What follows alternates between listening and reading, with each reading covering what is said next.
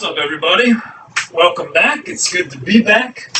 Happy Friday. So, long week, looking for something a little bit different. So, way back when, all the way back in March, I did these stuffed peppers. So, I'm going to do kind of an Asian-inspired spin on them. So, I was watching Food Network, and there was something with these, like a Korean street food that they do.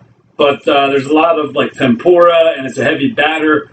It's a little hot for that, so I'm kind of gonna do my own thing inspired by that. So you could use ground pork or ground beef. I'm gonna use ground beef. So to start, I'm just getting my pan hot. So I'm about to throw that in. My same trick, if you want to build a crust, just let it go for a minute. So just going to let that sit there for a minute. I'm going to throw in a little bit of salt and pepper. And because it's Asian inspired, I'm going to have some diced green onion and a bunch of garlic. I got about 3 cloves chopped in here. If you've got Korean peppers, that's the best. If you don't, you can use just plain old McCormick red pepper flake, which is what I'm going to use. About a tablespoon of soy sauce, and maybe half that amount of Asian sesame oil. So what I'm going to do is brown the beef, and then I'm going to stuff these peppers. Again, if you went to the specialty market, you could find Korean peppers, which are like hot, but not quite hot, like not quite up to a jalapeno. I've got some Anaheims, which are comparable in taste and in heat on that Scoville scale. So what I'm going to do is brown the beef.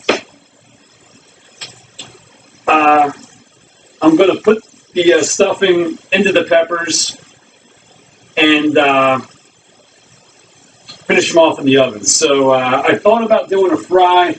It's just a little bit too hot for that. So maybe another time. So stay tuned. Good to be back, and we'll see you in a minute.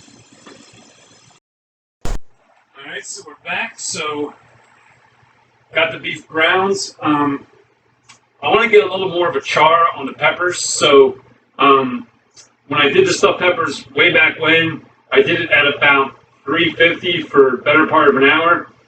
These I'm going to do at 475 for about 20 minutes.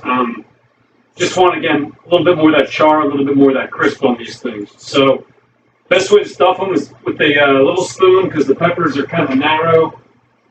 So you just want to do your best to get as much as you can in there. Just try to